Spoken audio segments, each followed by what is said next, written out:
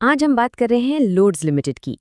Company ने 31 दिसंबर 2025 को खत्म होने वाली शुष्माही में बहुत शानदार तरक्की की है, लेकिन साथ ही एक ऐसा फैसला भी किया जिसने सरमायाकारों को सोचने पर मजबूर कर दिया। चलें देखते हैं कि आखिर ये पूरी कहानी है क्या। ये सारी मालूमात हमने कहीं और से नहीं ली। ये सीधा कंपनी के ऑफिशियल ऐलान से है जो उन्होंने 17 फरवरी 2026 को पाकिस्तान स्टॉक एक्सचेंज को भेजा था। तो चले इसी से शुरू करते हैं। तो सबसे पहले जो बड़ा नंबर हमारे सामने आता है वो है आमदनी का। कंपनी ने इस 6 माह में कमाए 3.79 अरब रुपए। जी हाँ, 3.79 अरब। ये दिखाता है कि कंपनी का काम कितना फैला हुआ है। लेकिन आमदनी तो एक बात है, असल कहानी तो मुनाफे में छुपी होती है ना? और यहाँ मुनाफा रहा 105.7 मिलियन रुपए।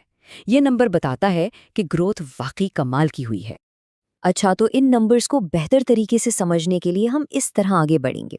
पहले हम देखेंगे कि ओवरऑल परफॉर्मेंस कैसी रही, फिर रेवेन्यू और प्रॉफिट की गहराई में जाएंगे, इसके बाद डिविडेंड के फैसले पर बात होगी, फिर देखेंगे कि कैश कहाँ गया और आखिर में बात करेंगे कि मुस्तकबिल में क्या हो सकता है।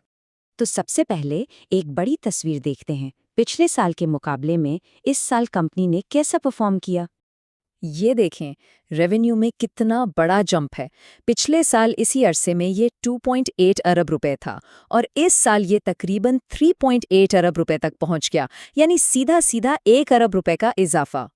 और अगर रेवेन्यू का इजाफा मुतासिर कुन था, तो मुनाफे की कहानी तो इससे भी जबरदस्त है। ये देखें, पिछले साल 46 मिलियन का मुनाफा था और इस साल ये बढ़कर 105 मिलियन रुपए से भी ज्यादा हो गया, मतलब 2 गुना से भी ज्यादा। क्या माल की बात है। तो सवाल ये है कि सब हुआ कैसे? आखिर कंपनी ने ऐसा क्या किया? चलें जरा प्रॉफिट एंड लॉस अकाउंट पर नजर डालते हैं। देखिए, जब रेवेन्यू बढ़ता है तो जाहिर है उसको बनाने का खर्चा भी बढ़ता है, और यहाँ भी ऐसा ही हुआ। रेवेन्यू 2.8 अरब से 3.79 अरब हुआ, तो उसको बनाने की लागत भी 2.17 अरब से बढ़कर तकरीबन 2.99 अरब हो गई। लेकिन अहम बात यह है कि खर्चा बढ़ने के बावजूद कंपनी का ग्रॉस प्रॉफिट यानी बुनियादी मुनाफा फिर भी बढ़ा। ये 630 मिलियन से बढ़कर 796 मिलियन हो गया, जो बताता है कि कंपनी अपने मेन बिजनेस को अच्छे से मैनेज कर रही है। लेकिन कहानी यहाँ ख़त्म नहीं होती। ग्रॉस प्रॉफिट के बाद भी बहुत से खर्चे होते हैं जो असल मुनाफे को कम कर देते हैं। और यहाँ 2 बड़े खर्चे सामने आए। एक तो इंतज़ामी और सेलिंग के अखराजात जो 177 मिलियन से बढ़कर 238 मिलियन हो गए, और दूसरा इनकम टैक्स जो 167 मिलियन से बढ़कर 239 मिलियन तक पहुँच गया। लेकिन इन सब के बावजूद भी कंपनी का मुनाफा में रहना ये उसकी मजबूती को जाहिर करता है। अच्छा, अब आते हैं उस हिस्से पर जिसका शेयर होल्डर्स को सबसे ज़्यादा इंतज़ार होता है। जब मुनाफा दोगुना से भी ज्यादा हुआ तो सबके जहन में यही सवाल था कि भाई शेयर होल्डर्स को क्या मिला। और जवाब ने सबको हैरान कर दिया। कंपनी का ऑफिशियल ऐलान कहता है कैश डिविडेंड 0। जी हाँ, ना कोई कैश, ना बोनस शेयर्स और ना ही राइट शेयर्स, कुछ भी नहीं। तो इसका सीधा सीधा मतलब ये है कि इतना अच्छा मुनाफा कमाने के बावजूद कंपनी ने फैसला किया कि वो ये पैसा शेयर होल्डर्स को देने के बजाय अपने पास रखेगी।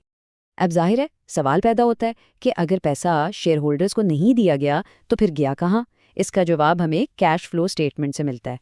कैश फ्लो स्टेटमेंट का ये हिस्सा हमें बताता है कि पैसा कहाँ इस्तेमाल हुआ। कंपनी ने पुराने कर्जे अदा किए, कुछ नए कर्जे लिए और डायरेक्टर्स से भी कर्ज लिया, मतलब फोकस कर्जों को मैनेज करने पर था। और ये जो फ़र्क है ये बहुत बड़ा है।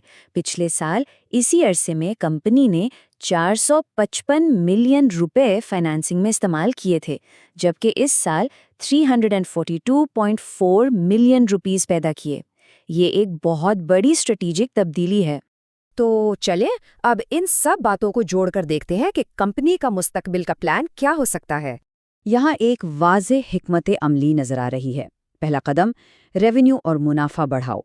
दूसरा कदम, इस पैसे को डिविडेंड की सूरत में देने के बजाय अपने पास रखो।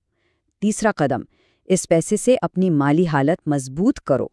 और चौथा कदम, इस मजबूत बुनियाद पर मुस्तकबिल में मजीद तरक्की करो।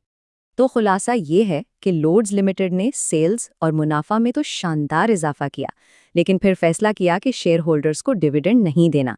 इस पैसे को कंपनी के कर्जों को संभालने में लगाया गया। ये सब एक ही तरफ इशारा करता है, रीइन्वेस्टमेंट और कंपनी को माली तौर पर मजबूत बनाने की हिकमत अमली। ये एक क्लासिक बिजनेस स्ट्रैटेजी है कि आज एक मजबूत बुनियाद बनाओ ताकि कल इस पर एक बड़ी इमारत खड़ी की जा सके।